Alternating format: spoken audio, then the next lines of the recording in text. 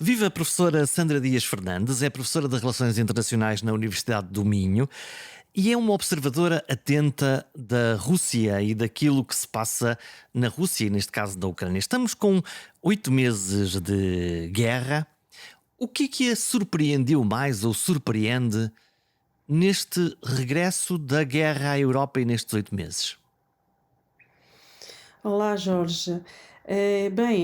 Estamos todos os dias surpreendidos, enfim, com um conflito que de facto ninguém esperava desta forma, de forma tão direta, pareceu repentino, embora obviamente nós tenhamos aqui elementos de continuidade, de perceber a deriva da Rússia relativamente às suas ideias, à forma de as comunicar. Mas a questão é sobre estes últimos 8 meses, claramente, eu penso que o destaque vai para a resistência dos ucranianos, para a capacidade do presidente Zelensky se ter transformado num verdadeiro chefe de guerra e para ter uma comunicação tanto para dentro como para fora que tem permitido aos ucranianos resistir aos ataques da Rússia. Esta comunicação do presidente Zelensky, então, afinal, a guerra, o conflito, não é só sobre armas, mísseis, tanques. Há um papel da comunicação que interfere e que pode inclinar o campo para um lado ou para o outro em determinados momentos? Bem, eu diria que nunca é só sobre tanques, mísseis, sobre armas, porque a guerra tem a ver com identidades coletivas, com formas de ver o mundo e de se projetar no mundo. E, portanto, esta guerra advém de uma visão irreconciliável entre ucranianos e russos sobre a nacionalidade ucraniana, sobre uma visão irreconciliável entre russos e ocidentais, seja com a União Europeia ou com a NATO ou com os próprios Estados Unidos da América, sobre o que é o continente europeu desde que a Rússia é a Rússia. A Rússia só é a Rússia como a conhecemos hoje desde 1991. É o maior país da história, do mundo, que nunca foi tão pequeno na sua história. E, portanto, nós temos uma guerra que está longe de ser só sobre mísseis e armamentos. É uma guerra sobre ideias, ideias irreconciliáveis, de quem nós somos, quem são os outros e de visões que excluem o outro da parte da Rússia. Sobre a questão da guerra em si, não é, da sua condução operacional, que obviamente é importante porque determina se os ucranianos perdem ou não a soberania sobre o seu território. A comunicação do presidente Zelensky, o mote é logo dado no início da guerra, quando lhe é oferecida uma saída por parte dos Estados Unidos da América, em que ele responde que ele não precisa de uma boleia, né? Precisa de armamentos, ou seja, com isso ele transforma-se, como eu dizia, em chefe de guerra.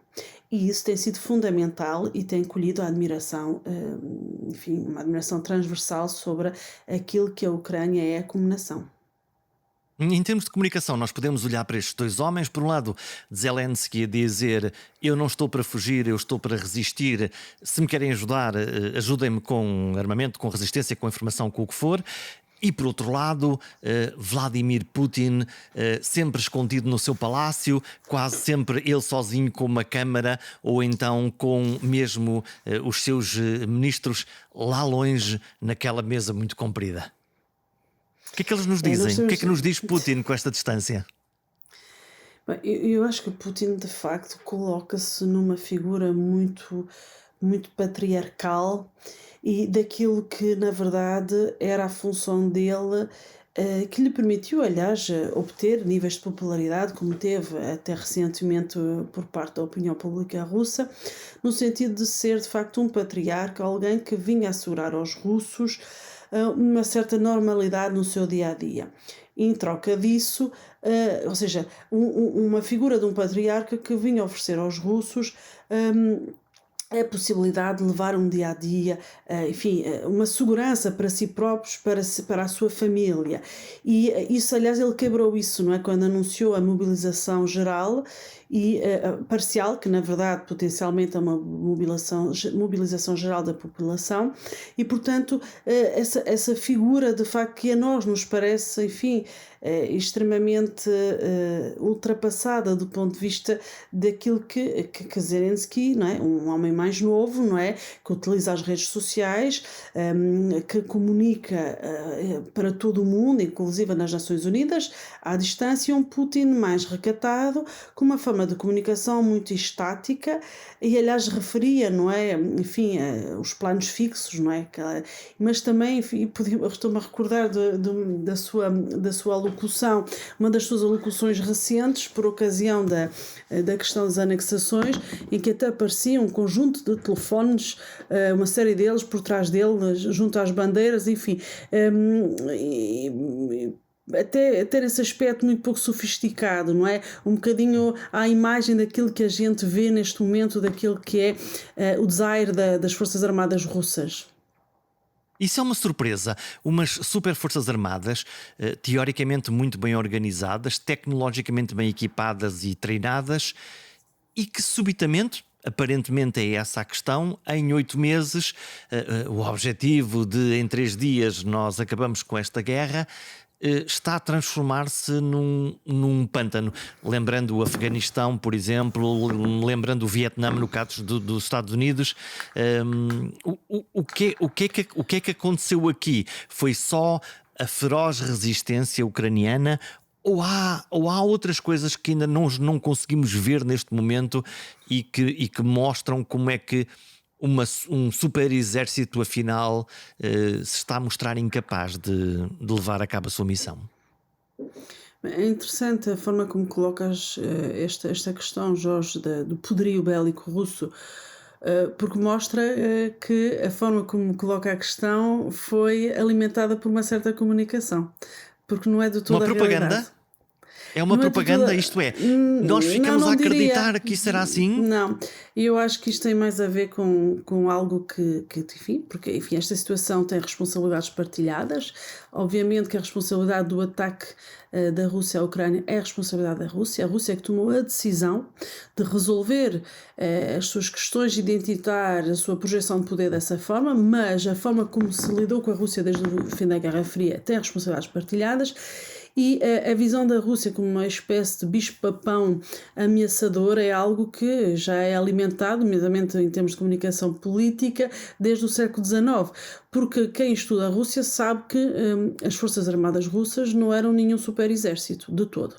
Aliás, é o próprio Putin que, a partir de 2008 é quando ele faz a troca de cadeiras com Medvedev, não é? Ali um interregno em que Medvedev fica presidente e depois Putin regressa em 2012, faz uma alteração à Constituição para poder manter-se no poder mais tempo, alongando nomeadamente o tempo do mandato presidencial. Portanto, Putin, a partir de 2008, decide modernizar as Forças Armadas russas que, a não ser alguns setores de ponta, nomeadamente no setor aeronáutico, nós estamos a pensar na colocação de satélites artificiais no espaço, eram Forças Armadas decrépitas, não é? Tanto em termos de recursos humanos como de meios, e portanto houve a adoção de um plano de modernização das Forças Armadas, um plano a 2020, e portanto Putin de facto investiu a partir de 2008 nessa recapacitação das Forças Armadas russas, mas, como nós sabemos, os investimentos em matérias de recursos militares são investimentos muitas vezes a médio e longo prazo e, portanto, os efeitos nunca são imediatos. Mas, claro, sim, a Rússia capacitou-se, desenvolveu-se alguns elementos de ponta, mas não deixa de ter um problema muito central que é visto agora nesta guerra, que é um problema de comando.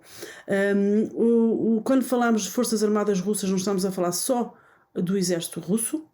Estamos a falar de um conjunto de atores, nomeadamente pseudo-privados, nomeadamente o grupo Wagner, temos também os homens de Kadyrov, por exemplo, temos também os combatentes de Donetsk e, portanto, temos claramente dificuldades no terreno em existir um comando unificado e que cria uma situação caótica no terreno. Portanto, nós temos enfim, a imagem que acabou de retratar daquilo que são as Forças Armadas russas não confere com aquilo que era a realidade. Agora, a postura de comunicação do próprio Kremlin, não é? No sentido de fazer subir a escalada, não é? Que nós acompanhamos e, sobretudo, dezembro, janeiro até fevereiro, não é? De 2021, 2022, é que nos faziam crer que, de facto, a capacidade bélica seria muito superior àquela que nós, de facto, estamos a concretizar e a ver, porque o objetivo inicial, lembro, era a tomada de Kiev, a capitulação do executivo ucraniano e a transformação da Ucrânia ou numa anexação completa da Ucrânia à Rússia, ou pelo menos transformar a Ucrânia numa outra Bielorrússia, não é? Num Estado vassal. E isso de facto não aconteceu porque os meios militares não foram suficientes para os objetivos iniciais e porque os ucranianos, entretanto, também foram muito apoiados pelos Estados Unidos, essencialmente, mas não só, também por Estados europeus. Houve aqui uma dinâmica de comunicação. No fundo estamos aqui grandes e fortes, vamos aí, limpamos isso em 3 dias, colocamos lá um governo fantoche e isso de facto acabou por não colar com esta realidade.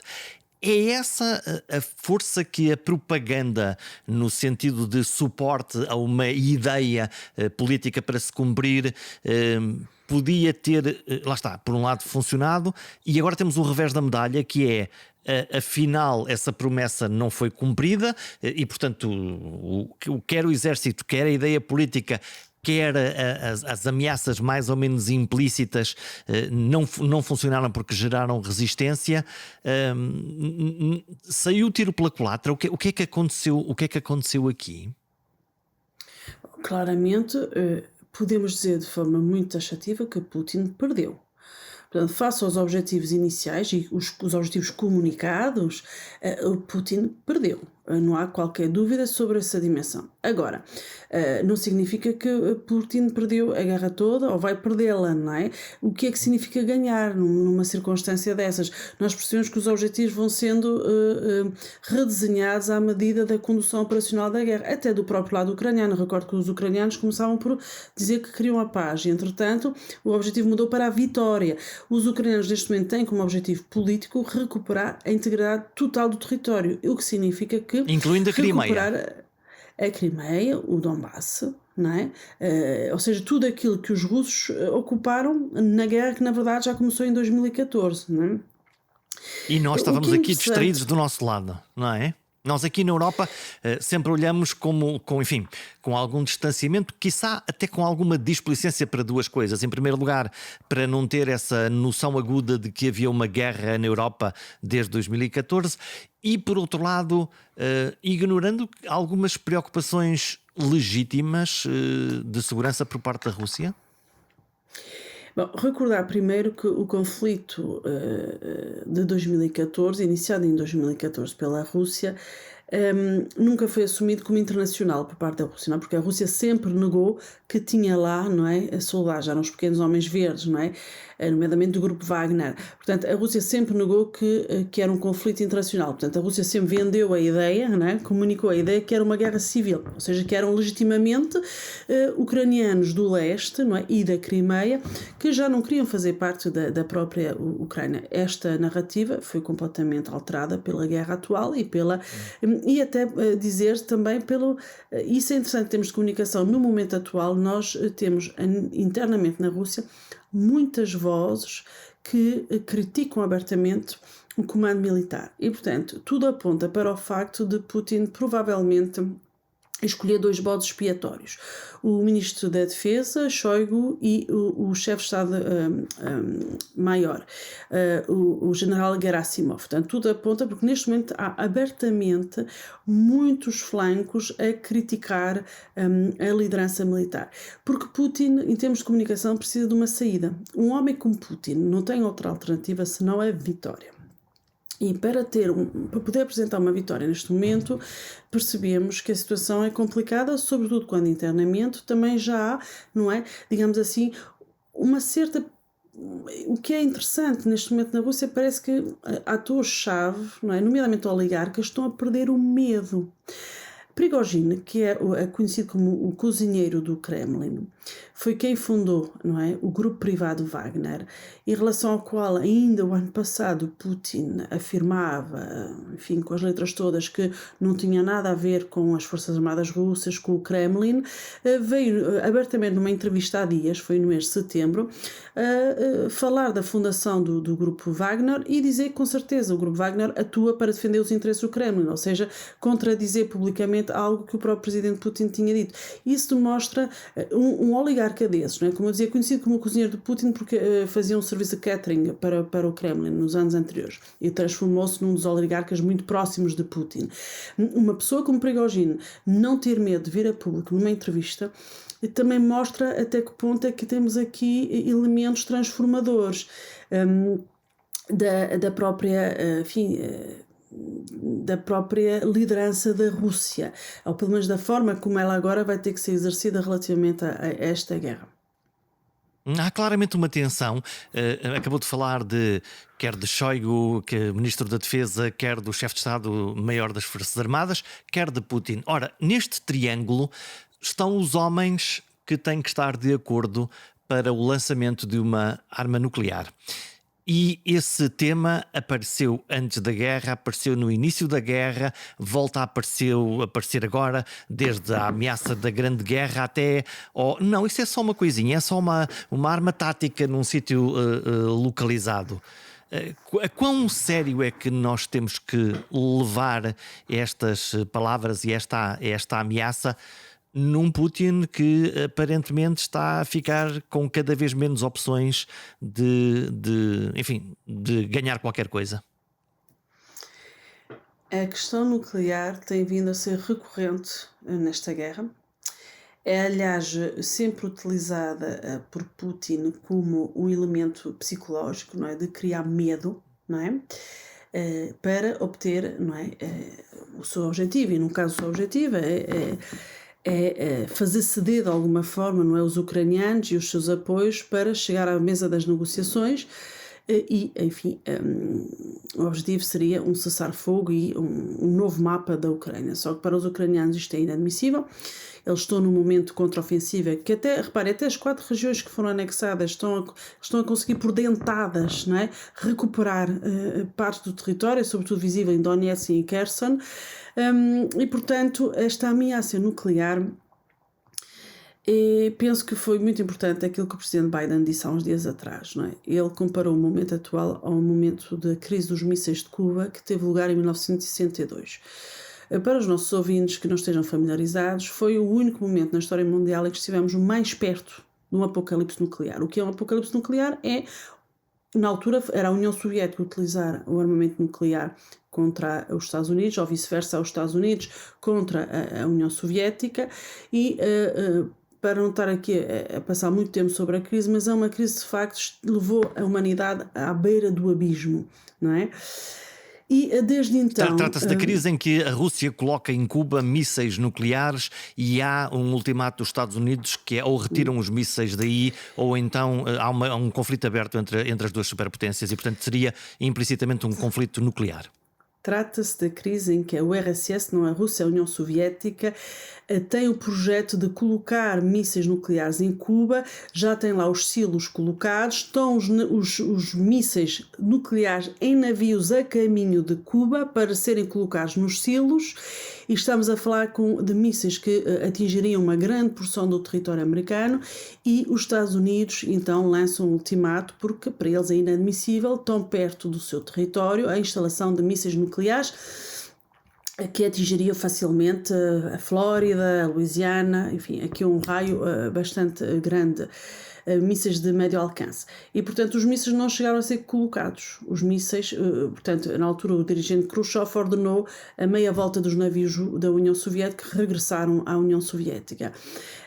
E, portanto, aliás, há filmes sobre este momento de crise. E a comparação do presidente Biden deste momento histórico não é inócua, porque ele até fala mesmo de perigo do apocalipse. E, na verdade, o que a Guerra Fria instituiu e o que este momento da guerra pode quebrar é o chamado tabu nuclear, ou seja, a ideia que o uso da arma nuclear é impossível. O uso da arma nuclear tem por objetivo criar dissuasão dos dois lados, ou seja, porque o corolário do uso da arma nuclear é uma destruição mútua assegurada, porque num cenário hipotético, que é esse cenário hipotético que surgiu na Guerra Fria, da União Soviética lançar uma bomba sobre os Estados Unidos tinham perfeitamente tempo de fazer um segundo ataque, não é? E dado a capacidade avassaladora de destruição das armas nucleares pelo ponto de ataque, mas também pela nuvem nuclear, não é? Portanto, as irradiações nucleares, A escala de destruição é potencialmente total, não é? Uma aniquilação da vida humana, pelo menos no planeta. E, portanto, esse tabu nuclear está agora em perigo de ser quebrado. Isso é extremamente preocupante. Mas é preocupante se nós cruzarmos isso com aquilo que falámos há bocado, Jorge, ou seja, o momento em que Putin precisa de uma saída e não se percebe muito bem que saída que ele pode ter, que vitória que ele É? pode apresentar, porque ele até agora optou sempre por fugas para a frente, não é? Anexações, fuga para a frente, não é? E Biden disse que não considerava ser um bluff. Se nós compararmos isso ao facto de os únicos a terem levado como credível o ataque da Rússia à Ucrânia, não é? Em janeiro, dezembro, janeiro, foram os americanos, não é? Portanto, neste momento, serem os americanos a dizerem que não é um bluff, tendo eles acesso à informação privilegiada que o público geral não tem, é preocupante. E aí sim, lá está, olhamos todos para a China, olhamos todos para a Índia para tentar perceber se eles podem de alguma maneira reequilibrar esta balança, porque o uso de uma qualquer arma, nem que seja tática e limitada, pode libertar outros países, estou a pensar na Coreia, por exemplo, ou noutros, de que, bom, já não é tabu, é como um míssil, é como outra coisa qualquer e podemos experimentar noutro teatro, criando uma instabilidade muito grande. Os indianos e os paquistaneses, por exemplo, pode haver essa ideia de que, enfim, se pode usar como outro qualquer instrumento? Jorge, na verdade, está a descrever um cenário de uma espécie de caixa de Pandora, não é? Que seria aberta e que não sabemos, não é? Até que ponto vai libertar, não é? Líderes como, por exemplo, o norte-coreano, o próprio Irão, não é? Que se está a capacitar também em termos de nucleares, não é? Do uso da arma nuclear militar, do poder nuclear militar, não é? Porque há uma dimensão civil do nuclear, que não é dessa que estamos aqui a falar. E, portanto, seria, digamos assim, última das linhas vermelhas, não é? A ser ultrapassada, e é por isso que eu considero que a votação da Assembleia Geral das Nações Unidas a ter lugar hoje e amanhã, ou seja, 11 e 12 de outubro, sobre a condenação das anexações, é muito importante para percebermos em que ponto é que está a nível global o alinhamento com Moscovo, para perceber que tipo de construção de diálogo e de diplomacia pode ser feita para nós chegarmos a esse ponto. É um ponto de não retorno, não é? A utilização de uma arma Então, e nuclear, agora, que mesmo que soluções é que tática. nós temos? Que soluções é que nós temos em termos de discussão sobre a paz? No fundo, qualquer guerra terá que acabar num acordo político, seja ele qual for. Que caminhos é que nós podemos ter? Há uma bola de cristal para tentar adivinhar aqui esse futuro? Bom, se eu tivesse uma bola de cristal, Jorge, e o Jorge também, não estaremos aqui no podcast, estaremos diretamente em Washington, em Moscovo, enfim, ou em Kiev, aqui a ajudar à solução. Aquilo que me parece do momento atual é que é um momento muito preocupante, um momento perigoso, sem qualquer dúvida, para a humanidade em geral, e em que, mais uma vez, enfim, a diplomacia e o diálogo são as únicas vias. Eu queria acrescentar algo sobre a questão do nuclear. A guerra é uma guerra convencional, nos moldes em que a estamos a ver, e a Rússia permitiu-se o ataque à Ucrânia porque há dissuasão nuclear. Porque neste momento a única coisa que impede que esta guerra seja mundial é porque há armas nucleares dos dois lados. Porque a Rússia tem armas nucleares, os Estados Unidos têm armas nucleares, okay? E é o único elemento que permite que esta guerra seja como é. Porque se não fosse isso, estaríamos já numa guerra mundial. Não é? Estaríamos a apoiar os ucranianos diretamente. A questão que está neste momento na mesa é que nada nos garante que a Rússia, a dada altura, não toma a decisão de considerar que os apoiantes da Ucrânia são co-beligerantes e de os atacar. E aí passamos para a fase mundial do conflito. Eu não quero aqui, obviamente, estar a criar ansiedade nos nossos ouvintes, mas só quero aqui mostrar que a dissuasão nuclear teve o efeito de evitar que esta guerra seja mundial. E, portanto, vamos esperar, não é? Aqui responder agora mais diretamente à sua questão, vamos esperar que esse equilíbrio do terror, digamos assim, que faz com que esta guerra seja convencional, permita, de facto, ativar a via diplomática para o cessar-fogo, que é a primeira das medidas necessárias. Nós estamos praticamente a fechar o nosso episódio, o nosso tempo. Não quero deixar de falar de uma coisa de que há várias notícias ao longo do tempo e agora com alguma intensidade até, que é sobre a questão dos espiões, de um lado e do outro. Neste caso eu estou a olhar muito, por exemplo, para a Alemanha, onde um conjunto de altos funcionários, alegadamente espiões, foram presos e não são russos. Na realidade são pessoas alemães que trabalham dentro dos sistemas mais importantes da energia, por exemplo, ou de outras. Voltamos à Guerra Fria, voltamos a ter espiões, uns dentro dos outros. Lá está, falamos dos Estados Unidos a saber que ia haver um ataque sobre a Ucrânia, seguramente trabalho de informação e de espiões. E de 007 que agora também atuam deste lado. Quem são estas pessoas? O que é que, onde é que elas se movem? Onde é que elas estão? Dentro das sombras? Bom, seguramente dentro das sombras, só ouvimos falar delas quando elas são desmascaradas, não é? E depois, enfim, julgadas pelos seus estados respectivos. E eu acho que isto mostra uma coisa, que a máquina de influência russa a montante da guerra tem sido muito bem trabalhada, muito bem planeada e sistematizada. Essa máquina de influência da Rússia, não é?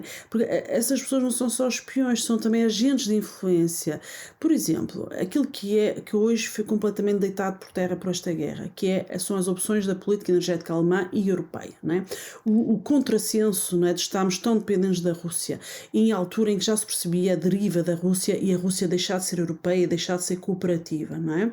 Essas pessoas tiveram, obviamente, aí esse nível mais micro, não é? Numa dimensão mais do dia a dia, que se percebe também como é que a Rússia era capaz de fazer esse jogo de influência. Portanto, a ideia de guerra híbrida, que nos é mais familiar quando olhamos para interferência nas eleições americanas de Trump e interferência na votação do Brexit e interferência nas eleições alemãs, não inclui só estas dimensões das interferências e da utilização dos grandes dados, não é, dos big data, para entrar nas redes sociais e criar influência da opinião. Também tem a ver com esses métodos mais tradicionais, não é, dos agentes infiltrados, não é, que também participam desta máquina de influência russa que é enorme e que nós estamos agora, enfim, publicamente a ter mais consciência dela, agora que temos uma guerra aberta e que percebemos que temos um problema ideológico na convivência com a Rússia. Tem conseguido algum contacto ou falar com alguns dos seus colegas ou amigos investigadores do lado russo? Sim, tenho conseguido alguns contactos. E qual é o sentimento? O sentimento enfim, muitos deles, entretanto, já saíram, não é? Os que ficam e observam, enfim, eu preferia não comentar, com toda a franqueza. Acho que é mais tranquilo para as pessoas envolvidas e eu não estar a comentar. Portanto, posso comentar sobre os que já não estão na Rússia, mas os que lá estão preferia não comentar. Muito Portanto, bem, assim ficamos. Não, e aqueles que fugiram, portanto, não se sentiam seguros, que mensagem trouxeram? Bem, mensagem de total, não é, desconexão com aquilo que é o regime, com aquilo que são as opções do regime. E também muitas pessoas até já saíram antes, não é? Porque, como eu dizia, o sistema de Putin não surgiu agora do nada com esta invasão. Foi uma construção que tem pelo menos uma década, não é?